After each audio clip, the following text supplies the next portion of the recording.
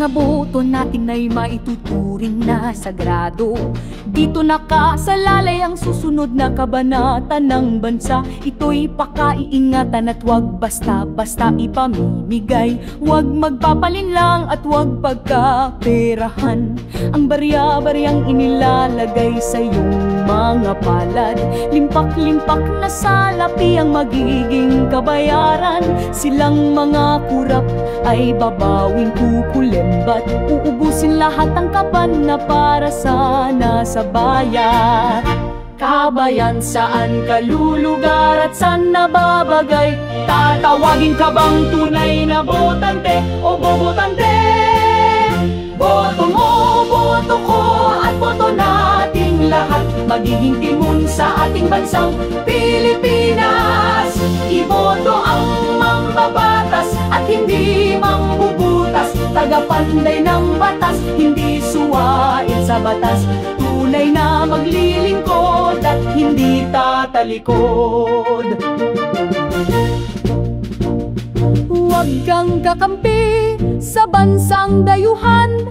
Huwag kang palinlang sa matamis na salita. Huwag kang makikinig sa budol na paninira.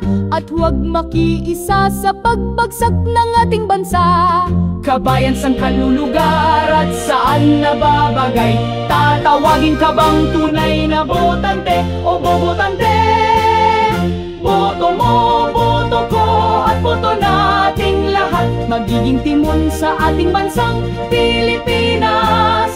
Iboto ang mambabatas at hindi mambubutas. Tagapanday ng batas, hindi suwain sa batas.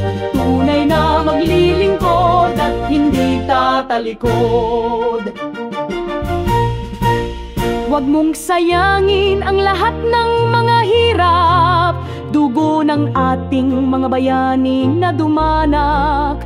Sila'y naging tapat at itinaya ang kanilang buhay para sa kalayaan mo at kalayaan nating lahat. Payag ka bang mapaglaruan ng mga mayayaman? Namimigay ng pera para sa kapangyarihan. Pagdating ng araw, yung lubhang pagsisisihan dahil di mo nakamtan ang kaginhawaan sa buhay. Kabayan, saan ka lulugar at saan nababagay? Tatawagin ka bang tunay na botante o bobotante? Boto mo, boto ko at boto nating lahat. Magiging timon sa ating bansang Pilipinas. Iboto ang mambabatas at hindi mangbubutas. Tagapanday ng batas, hindi suwain sa batas. Tunay na maglilingkod at hindi tatalikod. Maging tunay na botante at huwag bobotante para sa kapakanan ng bansa.